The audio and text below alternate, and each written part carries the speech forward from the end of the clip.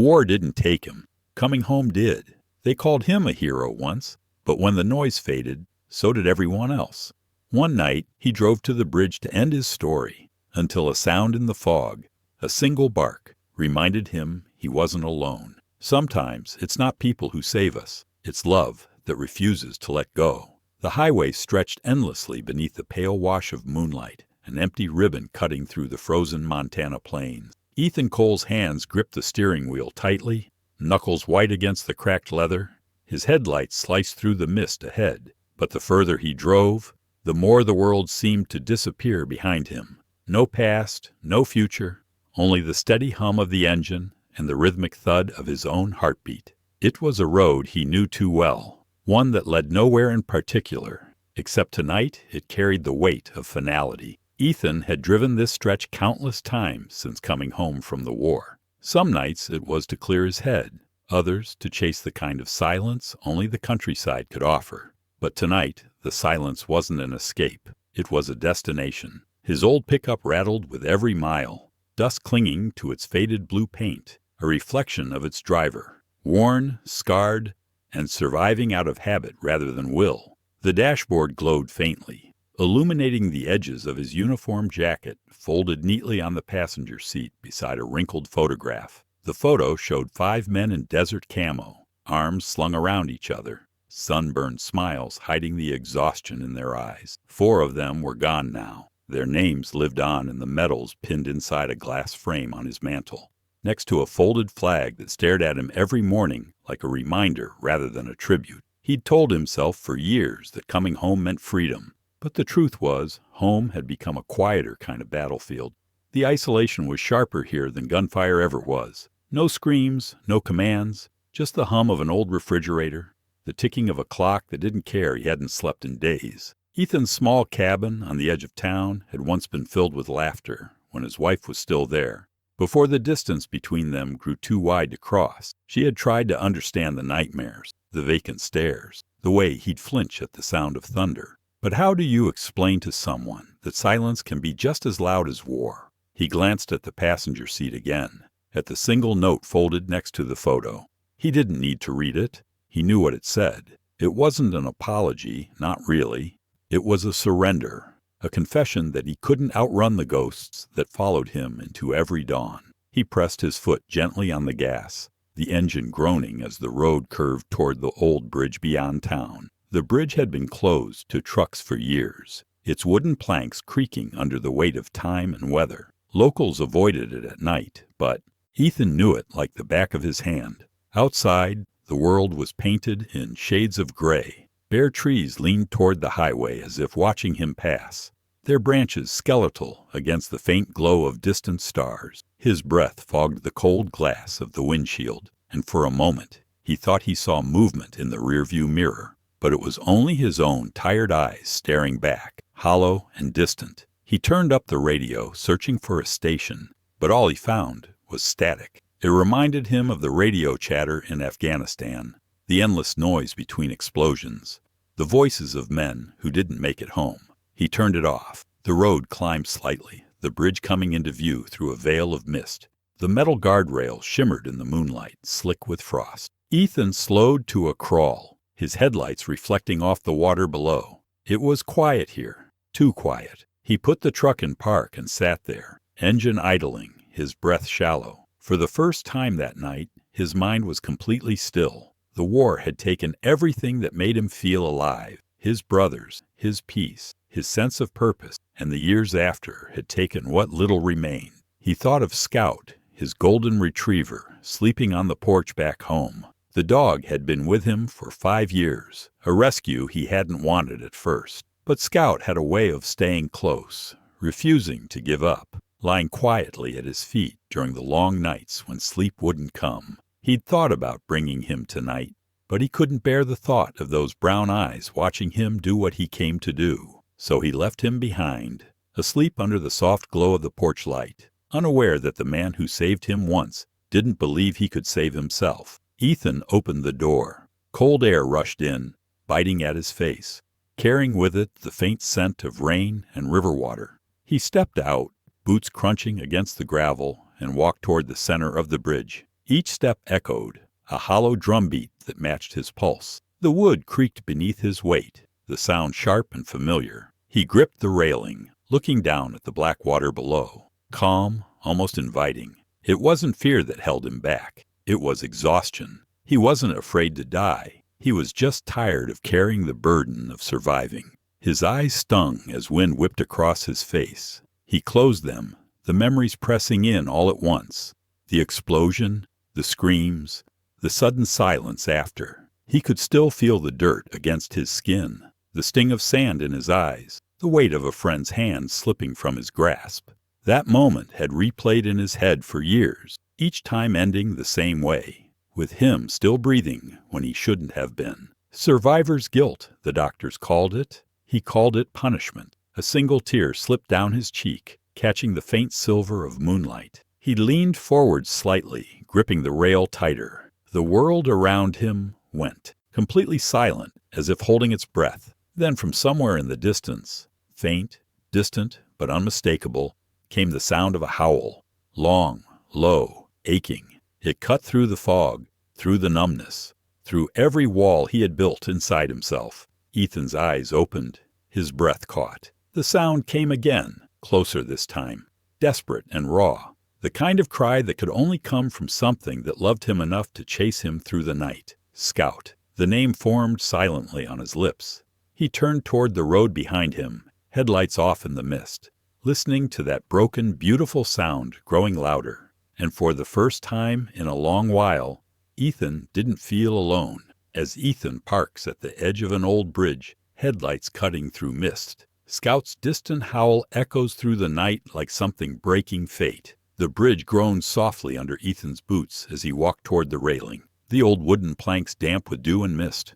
The wind off the river was cold, heavy with the smell of rain-soaked earth and iron. He stood still for a long moment, watching the dark current twist and shimmer far below. The water reflected the faint glow of the moon, fractured by ripples that caught and released pieces of his reflection. Each distortion felt like a memory he couldn't control, broken, scattered, incomplete. He gripped the rail until his knuckles turned white, his breath shallow, as though the river itself was stealing it from him. He hadn't come to the bridge to think. There was nothing left to consider, no argument left to have with himself. He came here because it was quiet, because the end could come without spectacle, without witnesses. The loneliness he'd carried for years had become its own kind of gravity, pulling him toward this point one sleepless night at a time. The cold didn't bother him. The emptiness didn't scare him. It was the stillness afterward that he imagined. Peace, finally, where memories couldn't chase him anymore. But the mind, even when it wants silence, has a cruel way of replaying everything it tries to bury. The first face that came to him was Warren, his squad leader. Steady, calm, the kind of man who made everyone feel safe until the day the explosion took him. Ethan could still see it clearly. The dust, the ringing in his ears, the impossible quiet that followed. He remembered kneeling in that chaos, shouting for help that never came.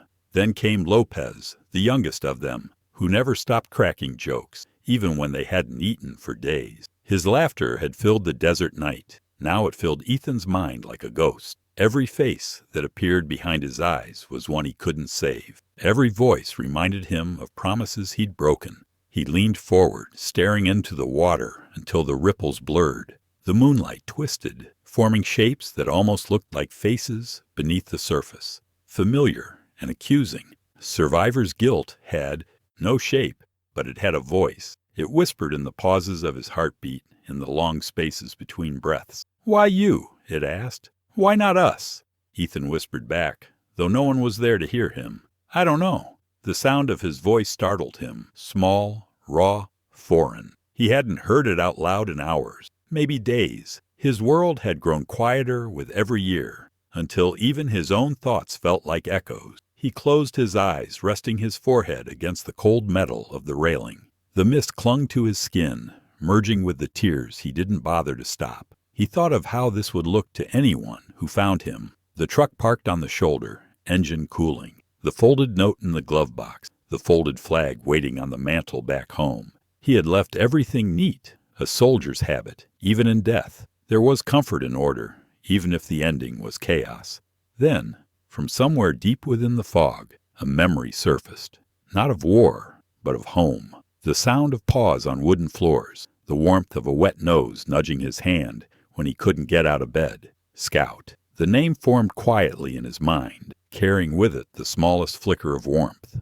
He saw flashes of the dog's eyes, alert, loyal, trusting. That trust had always been undeserved. Ethan had thought of leaving Scout with a neighbor, but he couldn't bring himself to do it. He told himself it was because the dog would be fine for a night. But deep down, he knew he was afraid of those brown eyes watching him leave, afraid they'd make him stop. He shook the thought away, the guilt sharpening into something harder. He'd lived his whole life trying to do what was right, to protect others. Maybe this was the only thing left he could control. He took a deep breath, the air cutting through his lungs like ice.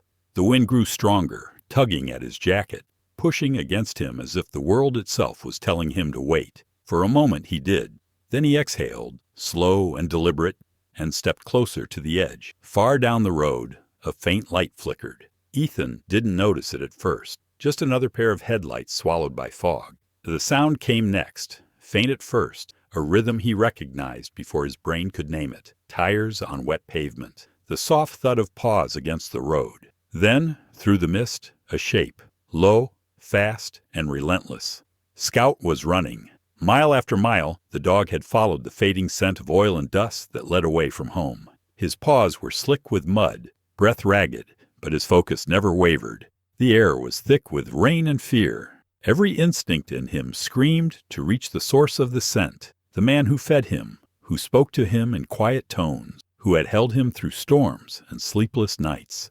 Scout didn't know what was waiting at the end of the road. He just knew it wasn't supposed to end this way. Back on the bridge, Ethan's hand slipped slightly on the rail, the wet metal cold and rough. The headlights from his truck flickered against the mist, and the water below shimmered like black glass. He closed his eyes again, ready to let the weight of it all pull him forward. His boots shifted closer to the ledge, the sound almost lost under the wind. Then came the bark. It wasn't just a sound. It was a strike through the fog, sharp and desperate.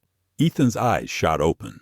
Another bark followed, closer now, cutting through the wind and rain. He turned instinctively, his body reacting before his mind could. Out of the swirling mist, a golden shape emerged, running full speed down the bridge, water flying from its fur. Eyes locked on him like a beacon. For a second, Ethan couldn't move. The world felt suspended between two breaths, one that could end everything and one that could begin again. Scout skidded to a stop a few feet away, chest heaving, tail low, his entire body trembling. The dog didn't bark again. He just stood there, waiting, refusing to look away. Ethan's hands loosened from the rail. The cold felt different now, less consuming, almost grounding. The rain softened. The river's roar dimmed beneath the sound of his own heartbeat. He took a single step back, the wood creaking beneath him, and met Scout's gaze. The dog's fur dripped, eyes wide and pleading, not for food, not for comfort, but for him. Just as Ethan leans forward, a sudden bark pierces the darkness, and he freezes. The sound of that bark hung in the air like an echo that refused to fade. Ethan turned sharply, breath-catching, his pulse pounding in his ears. Through the fog and drizzle, a shape emerged, golden fur darkened by rain, paws splashing against the slick planks of the bridge. Scout. The dog stood just a few feet away, soaked to the bone, trembling, but holding his ground with a kind of desperate courage that pierced through the cold. Water dripped from his muzzle, steam rising faintly from his breath in the chill night air. He didn't bark again. He didn't move. He simply looked at Ethan, eyes locked, unblinking, pleading, without words. For a moment, Ethan couldn't breathe. The world seemed to tilt, everything narrowing to that pair of brown eyes shining beneath the fog. They were eyes he'd seen countless times, at dawn walks, in sleepless nights, always filled with a quiet, patient kind of love. But now, standing on the edge of the bridge, they looked different. There was fear in them, yes, but also something stronger, loyalty. It was the same look Ethan had seen once before, years ago, in the desert. a dying friend gripping his wrist, refusing to let go until Ethan promised to go home. "You make it out, Cole," the man had said, voice shaking under the weight of sand and blood. "You go home." Ethan had nodded back then, not realizing what that promise would come to mean. Scout's body shook as he stepped closer, paws slipping slightly on the wet wood. His ears were pinned back, tail low, but his gaze never faltered. The rain intensified, turning the world around them into a blur of silver streaks and whispering water. Ethan felt the cold sinking deeper now, crawling up his arms, wrapping around his chest. But the numbness he had chased all night began to slip away. The air was heavy with sound, not just the storm, but the steady rhythm of Scout's breathing, the quick, sharp exhale of life that refused to leave him alone. He whispered the dog's name, voice cracking. "Scout!"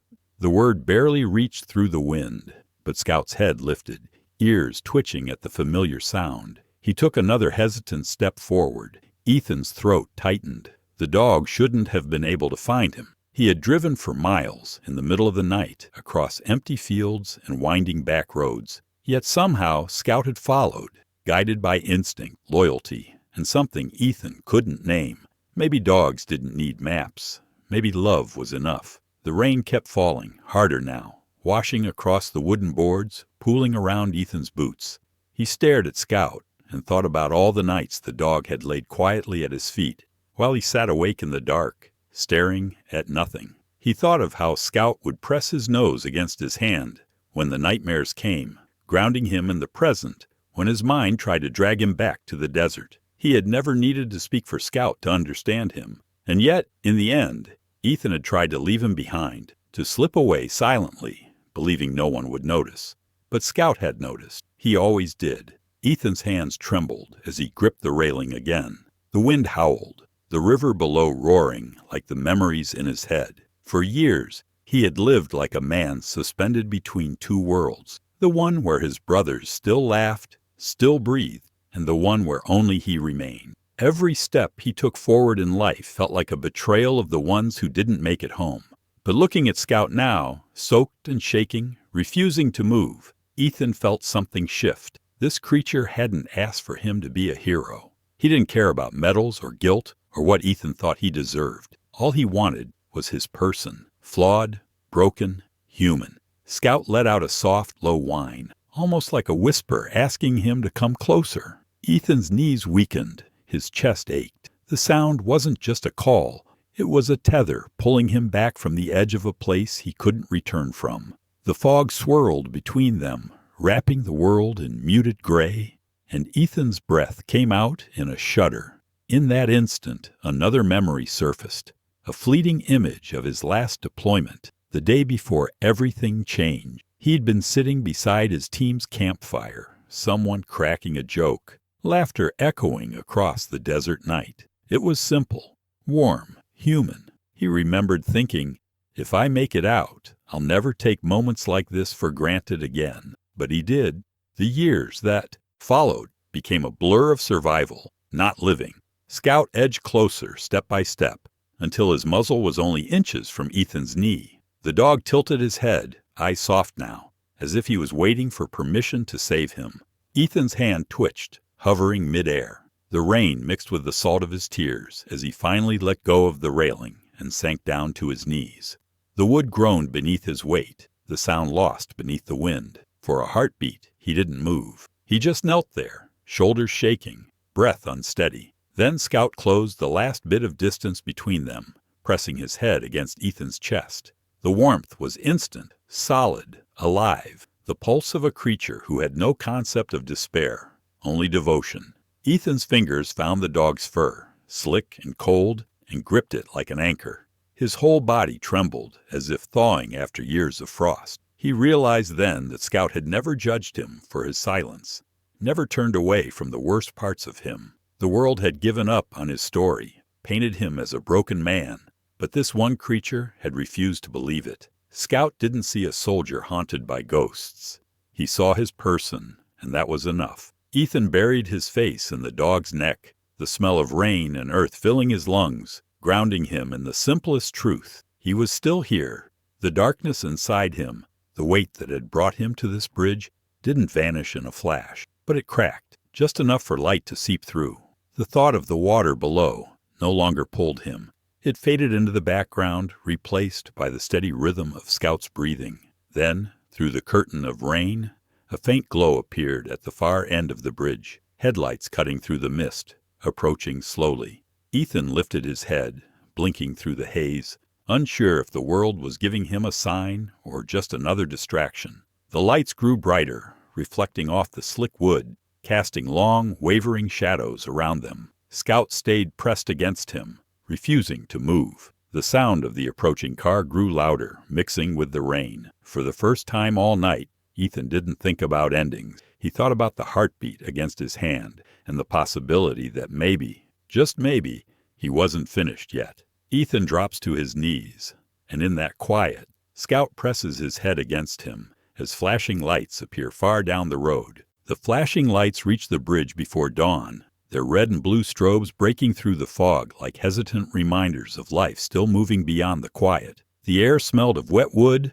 gasoline, and cold river water.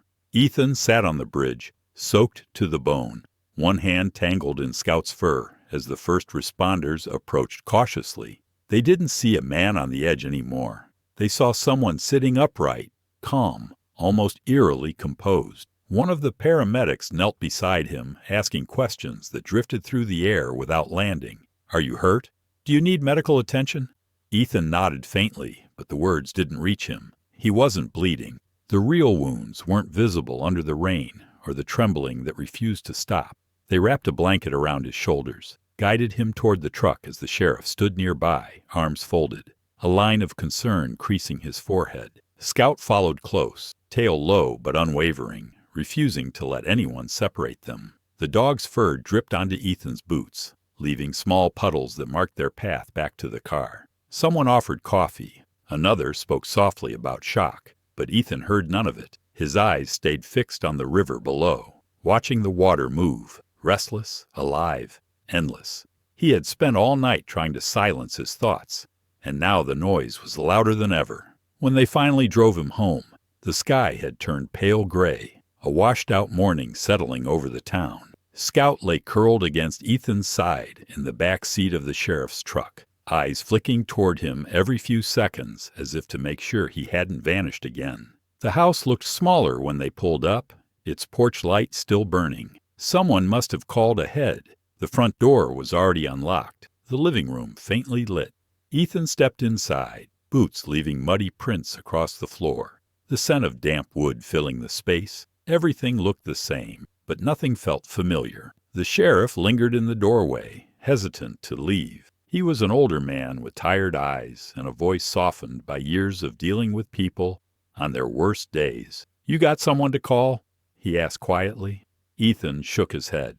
The sheriff nodded once, as if he'd expected that answer, then reached into his jacket and placed a folded pamphlet on the kitchen counter. "Veterans Outreach Support for those still fighting the war at home." He said nothing else, just gave a short nod to Scout before closing the door behind him. The sound of the truck engine faded into the distance, leaving Ethan and Scout in a silence so heavy it felt like another presence in the room. Ethan sank onto the couch, the blanket still clinging to him. Scout jumped up beside him, pressing close until their sides touched. The warmth was grounding, but his mind was far away, back on the bridge, on the edge, where he had almost found peace in letting go. He should have felt grateful, relieved. Instead, shame crawled in where despair had been. Surviving wasn't the same as living. It was just postponing the inevitable question of why. When he finally stood and peeled off his wet clothes, he caught his reflection in the hallway mirror. His eyes looked hollow,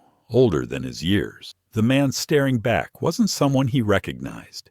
Not the soldier who once led men through chaos, not the husband his wife had loved before she left. He saw only a survivor who didn't know what to do with the life he still had. Scout's reflection appeared beside his, tail flicking softly. That simple image, two broken beings sharing the same space, struck him harder than anything else that night. The day passed in slow motion. He fed Scout, though he had no appetite himself. The dog ate quietly, glancing up between bites as if checking that Ethan was still real. Outside, the world moved on. Cars passing, distant laughter, a dog barking somewhere down the street. Inside, time felt trapped, or the house creaked under the weight of stillness. Ethan tried turning on the television, but switched it off after a minute. The noise was too sharp, too alive for a house that hadn't heard laughter in years. That evening, Scout nudged his leash off the hook by the door and dropped it at Ethan's feet. The sound startled him,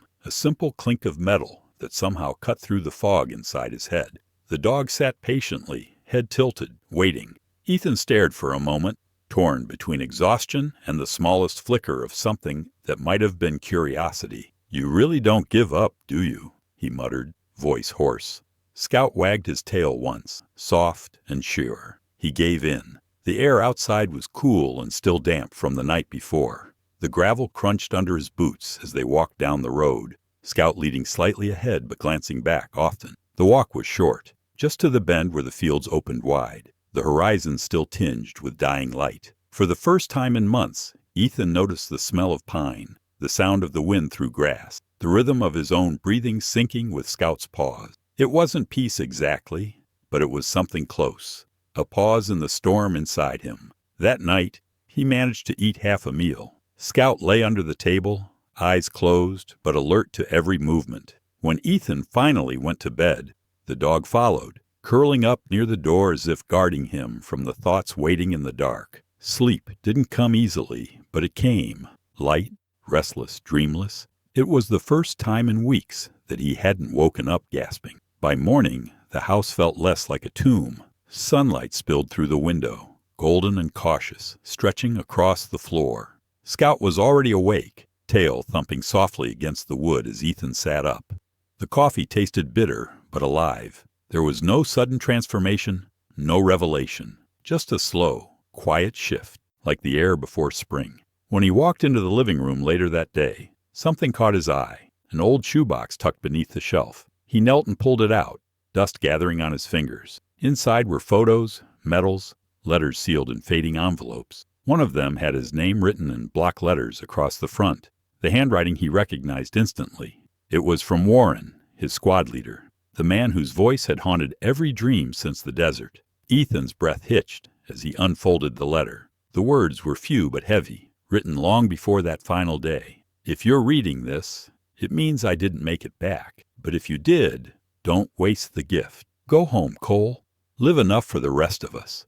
The paper trembled in his hands. Scout stirred from his nap, head lifting at the sound of the letter crinkling. Outside, the wind picked up again, whispering through the pines. Ethan stared at those words for a long time, the guilt cutting deeper than any wound he'd ever carried. Ethan finds an old letter from one of his fallen brothers, words that cut deeper than any wound. The letter was old, but the words inside it were alive in a way that hurt. Ethan sat at the kitchen table with the envelope flattened beside his coffee cup, the morning light spilling across the paper. The handwriting was firm, steady, written by a man who had always sounded unshakable, even in the middle of chaos. Warren had written it before that last mission, the one none of them wanted, but all of them went on anyway. "If you made it home and I didn't," the letter said, "don't you dare waste what you got." On the surface, it sounded like every other goodbye note soldiers wrote when they knew there was a chance they wouldn't return. But there was another line beneath it, the one Ethan couldn't get past. "It wasn't your job to save all of us." That single sentence cracked something open, because that was exactly what Ethan had believed, that he was supposed to bring every man back, that leadership meant no losses, that surviving when others didn't was a kind of failure. He had never allowed himself to fully mourn Warren or Lopez or any of the others, because mourning them meant admitting they were gone, because he hadn't done enough. Now, years later, the past hadn't just come back. It had walked right into his kitchen and sat down across from him. The past didn't knock. It let itself in. His breathing changed without him noticing. His vision tunneled slightly, the edges of the room softening. Scout, who had been lying near the door, lifted his head immediately. The dog's instincts were sharp. He knew what Ethan's body sounded like when calm, and he knew what it sounded like when the mind slipped somewhere darker. Scout rose silently and padded over, resting his head against Ethan's thigh. Ethan didn't push him away. He placed one hand on the dog's head, fingers curling into damp fur, using the warmth as a tether to the present. But the memories still came, not in violent flashes, but in layered scenes. The smell of desert dust in his throat, the sting of sweat in his eyes, the radio static that always preceded bad news. He saw Warren shouting orders, not in panic, but in certainty. He saw himself dragging another soldier behind a wall, hearing someone call his name. Then the boom, the world turning white, the ringing, the dust settling over still bodies. Memory didn't show him everything at once. It made him watch slowly, piece by piece, as if to remind him of every moment he'd tried to forget. He pinched the bridge of his nose, eyes shut tight. Part of him wanted to stand up, to shake it off, to go back to chopping wood or fixing something around the house. Anything that required hands, not thoughts. But another part, the quieter, braver part, knew running had never worked. The bridge had proved that. The silence in this house had proved that. The letter was a hand reaching out from the past. And for the first time, Ethan didn't want to turn away. The pamphlet the sheriff left sat where he'd put it days before, on the counter beside the fruit bowl. Veterans Outreach Support. He had ignored it because therapy meant talking, and talking meant reliving, and reliving meant hurting. But now, with Warren's voice in his head and Scout's head on his leg, he picked it up. The number was local. The meeting was small group once a week, no attendance taken, no uniforms required. There was a line on it that read, "For those who came home, but never really made it back." That was the first line that made sense. The first meeting was in a church basement that still smelled faintly of coffee and old wood. Folding chairs in a circle, fluorescent lights humming, a coffee maker on a side table. Nothing dramatic, nothing cinematic, just a room where tired people showed up. Ethan took a seat near the edge, back to the wall, Scout lying at his feet, allowed as a service animal. The others noticed him, gave small nods. No one pried. A man with a gray beard talked about waking up every night at 3 a.m. Another woman talked about how loud crowds still made her feel watched. A younger veteran admitted he'd driven to the interstate a month before and almost kept going. No one gasped. No one judged. They just listened. When it was Ethan's turn, he didn't look at anyone. He stared at the floor, at Scout's paw resting over his boot. "I thought about ending it," he said, voice low. "I drove there. I was ready." His throat tightened. Scout looked up, sensing the shift. "He followed me," Ethan added, hand resting on the dog's back. "I don't think I was saved. I think I was stopped." There were nods around the room. No one told him he was lucky. No one told him to be grateful. Instead, the man leading the session, a former Army medic with tired eyes, said, "Sometimes we don't get rescued. We get interrupted. That's still worth showing up for." The meetings didn't fix him. They weren't magic. But they reminded him of something he had forgotten, that he wasn't the only one carrying ghosts that refused to stay buried. The real sting came when he realized how many of them had been ignored. One man said he'd been on a wait list for counseling for 6 months. Another had been prescribed pills and sent home. Some had no family left. All of them had served. All of them had been told to adjust. The narration in Ethan's head turned sharper, not angry, but aware.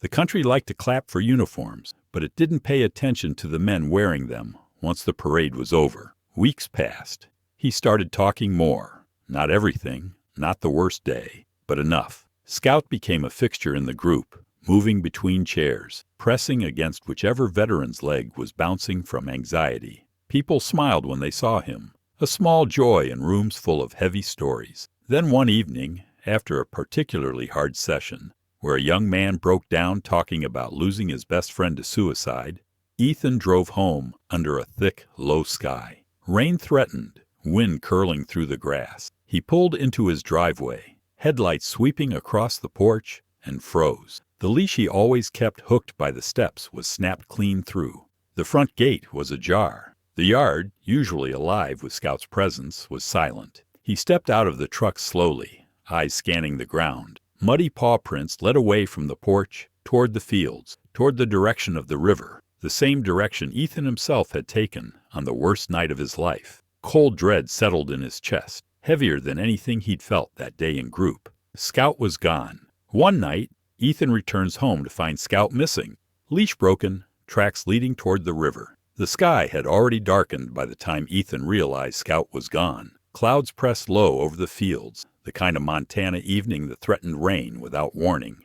The broken leash swayed from the porch rail, edges frayed and damp, telling him everything he needed to know. Scout hadn't wandered. He'd pulled free with urgency. Ethan's pulse kicked up, a tight, familiar panic rising in his chest. He followed the first set of paw prints through the yard, down the slope, toward the narrow dirt path that led to the main road. The prints were scattered, rushed, cutting through patches of wet grass.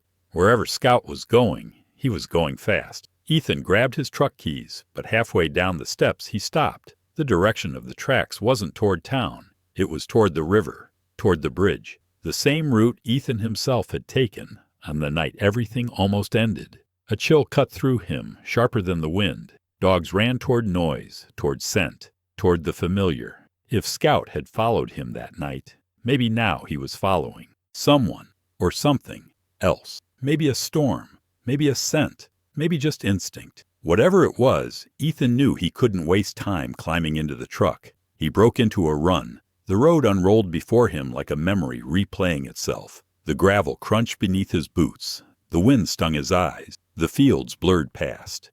It was almost cruel how similar it looked. The same stretch of emptiness, the same looming line of trees near the water, the same distant sound of rushing river meeting rock. But this time, his chest didn't ache from defeat. It burned with purpose. The last time he ran this way, he had been ready to disappear. This time, he was terrified of losing the only being who had refused to let him. Rain began in thin lines at first, then thickened into a steady curtain. It soaked through his shirt, plastered his hair to his forehead, made the road slick. He didn't stop. Every few yards he called out, voice breaking through the wind. "Scout!" His shout was swallowed by the storm, but he kept calling. The sound of the river grew louder, reminding him of that night. The fog, the cold, the railing beneath his hands. But now, instead of pulling him toward the edge, that memory pushed him forward. He wasn't running from the water. He was running toward it. When the bridge came into view, the scene twisted past and present together. His mind flashed the image of headlights in mist, of his own silhouette leaning over the rail, of a golden dog breaking through the dark. Now, it was him in the dark, searching. He slowed as he reached the bridge, scanning the road, then the side path that sloped down toward the riverbank. There, muddy paw prints sliding where the ground dipped. Ethan followed them down, grabbing onto wet branches to keep his balance. The river was swollen from recent rain, currents moving faster than usual, water slapping against rocks with impatient force. At first he saw nothing but reeds and drifting branches. Then he heard it, a thin, shaking whimper rising above the water's rush. Ethan turned toward the sound. Near the bend where the bank dipped low, Scout was trapped, half in, half out of the water. His hind leg was tangled in a mess of brush and roots washed down from upstream. The dog's fur was drenched, eyes wide, trying not to struggle too hard so he wouldn't slip further in. When he saw Ethan, he let out a softer cry, not of panic, but of relief. "I've got you," Ethan said, breathless, sliding down the slick bank. The mud gave beneath his boots, cold water soaking his jeans as he waded in.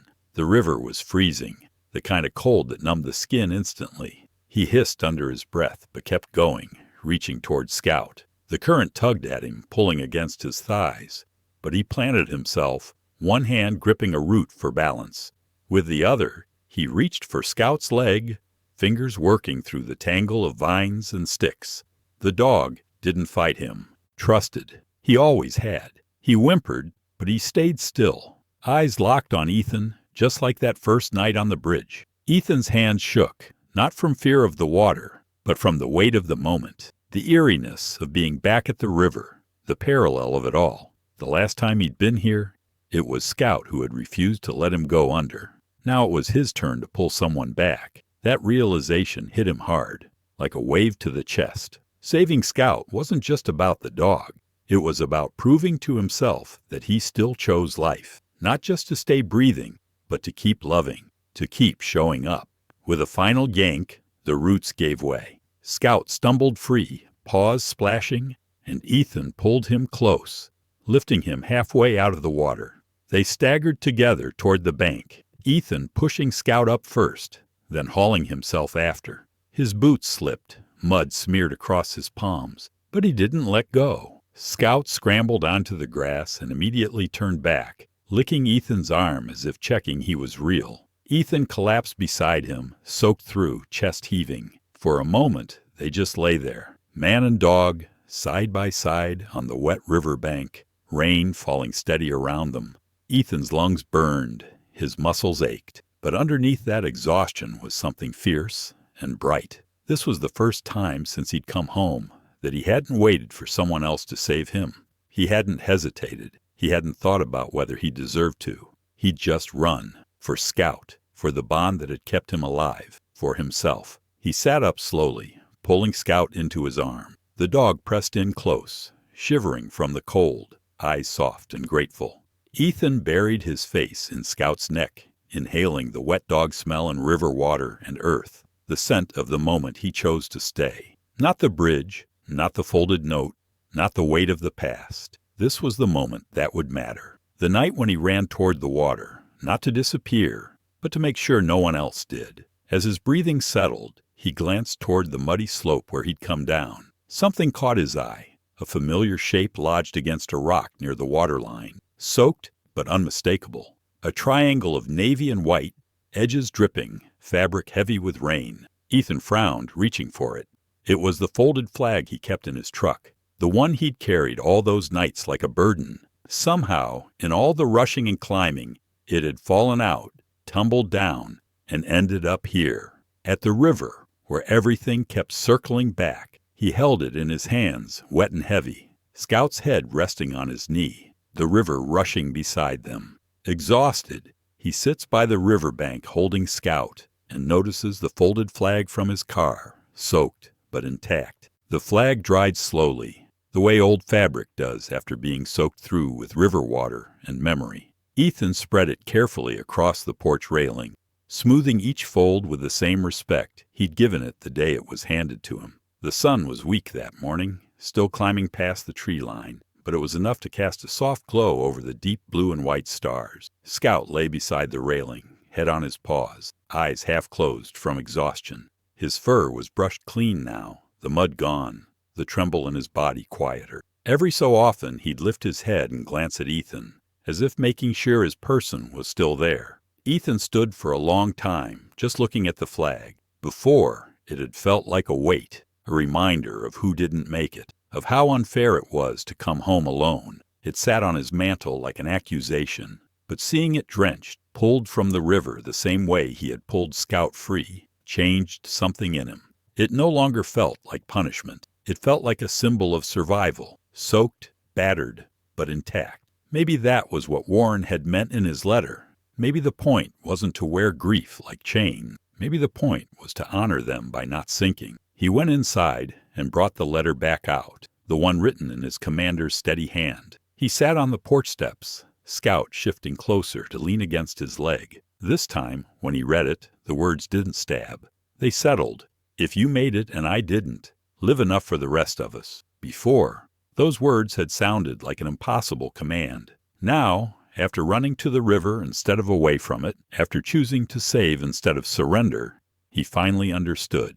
Surviving wasn't an apology. It was a responsibility. Ethan let out a slow breath and looked out over the yard. The world felt different now, not because it was suddenly kinder, but because he had taken a step toward it instead of away. He went back inside, grabbed a pen and an old spiral notebook that had sat empty for years. He wasn't a writer, and he didn't plan on becoming one, but something in him needed to put words into the world that weren't about endings. He sat at the kitchen table, Scout lying at his feet, and began to write. He didn't write poetry or grand speeches. He wrote to the people like him, short, honest lines addressed to the ones who came home but never really landed. He wrote about the bridge without naming it. He wrote about dogs who wait on porches. He wrote about the guilt that comes with waking up. He wrote, in plain words, "You are not weak because you are tired. You are tired because you carried more than most." He wanted other veterans to know that being interrupted by a phone call, by a family member, by a dog, was still salvation, even if it didn't feel like it. At the next support group meeting, he brought Scout again. This time, he didn't sit by the door. He sat closer to the circle. Word had spread about the night at the river, not in a gossipy way, but in the way news travels among people who recognize pain in silence. A few of the men clapped him on the shoulder. One woman said quietly, "Glad you stayed." The group leader asked if he wanted to share. Ethan nodded. He didn't tell them everything, but he told them enough that the dog who saved him needed saving too. And when he made that choice, something inside him shifted. It felt good to say it out loud. It felt even better to see others nod like they understood. After the meeting, one of the staff from the center approached him about Scout. She said the dog had a calming presence, that the veterans in the group relaxed when he moved around the room. She asked if Ethan would be interested in bringing him to other sessions, maybe even to the local shelter's new program for emotional support animals. Ethan hesitated, not because he didn't want to, but because he'd never seen himself as someone who could help others anymore. He was used to being the one who needed help. But Scout thumped his tail, as if volunteering them both. So Ethan said yes. The shelter was small, run mostly by volunteers, but they welcomed him with the kind of warmth that didn't pry. They trained Scout in simple commands: stay, settle, nudge, but most of it came naturally to him. The dog already knew how to sense tension. He already knew how to stay close without crowding. They ended up certifying him faster than usual, because some dogs are built to protect the heart more than the home.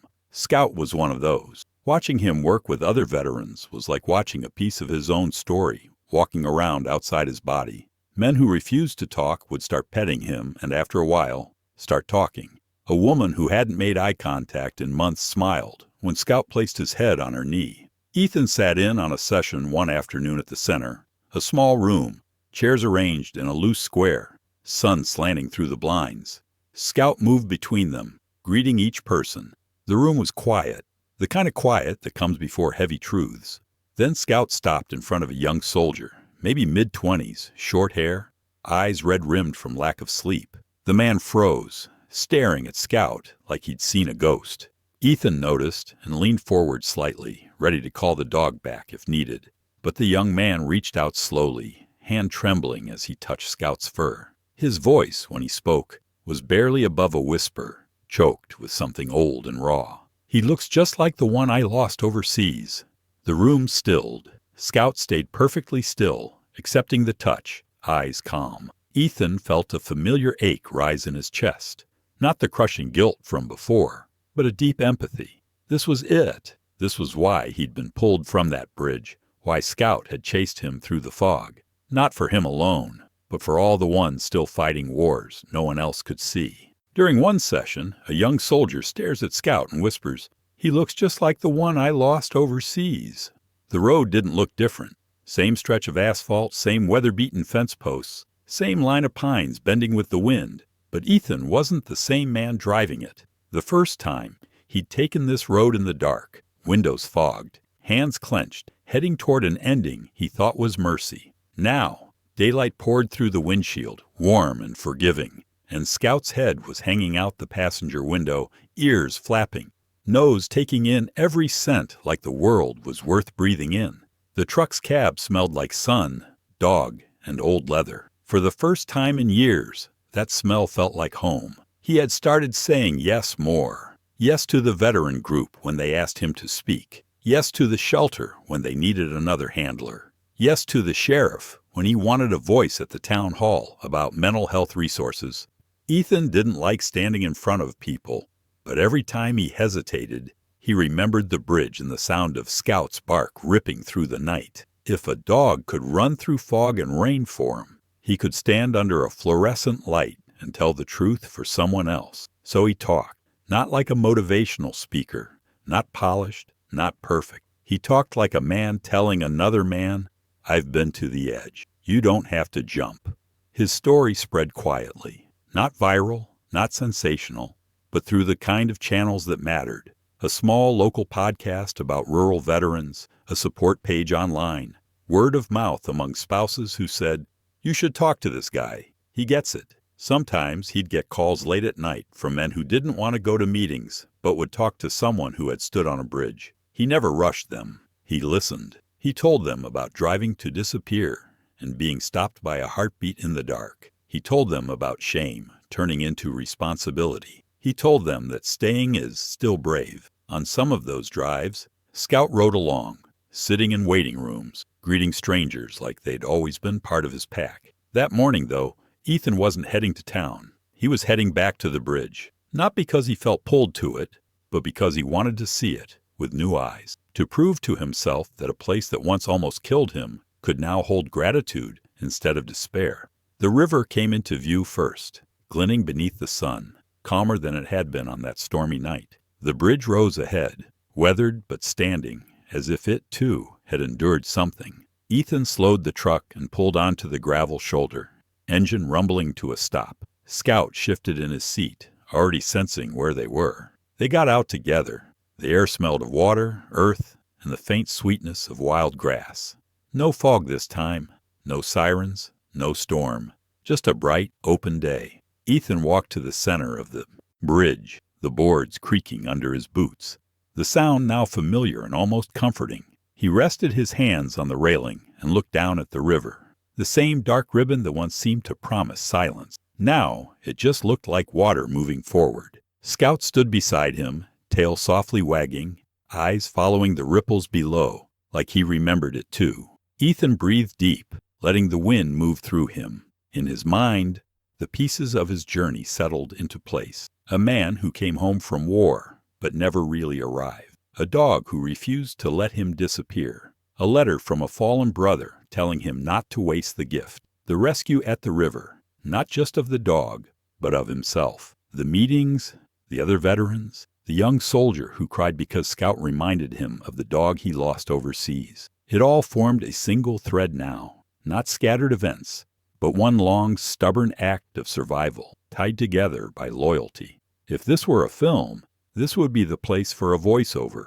Not dramatic, not preachy, but honest. The kind of narration that says, some men don't die in battle. They die slowly afterward when no one sees them. Some don't die at all because something or someone won't let them. Sometimes redemption doesn't come from medals or apologies, but from a wet nose nudging your hand when you're ready to quit. Sometimes the bravest thing isn't charging forward, it's turning around. He turned from the railing and started walking across the bridge, not hurried, not haunted. Scout trotted beside him, keeping perfect pace, sunlight catching on his golden fur. Their shadows stretched long behind them, man and dog moving in sync. At the far end, the road curved back toward town, toward work, toward the shelter, toward the veterans who were still calling late at night. This time, the road really did lead home. Before getting back into the truck, Ethan sat on the grassy bank beside the bridge, letting Scout flop down beside him. He scratched behind the dog's ear, feeling the steady rise and fall of his chest.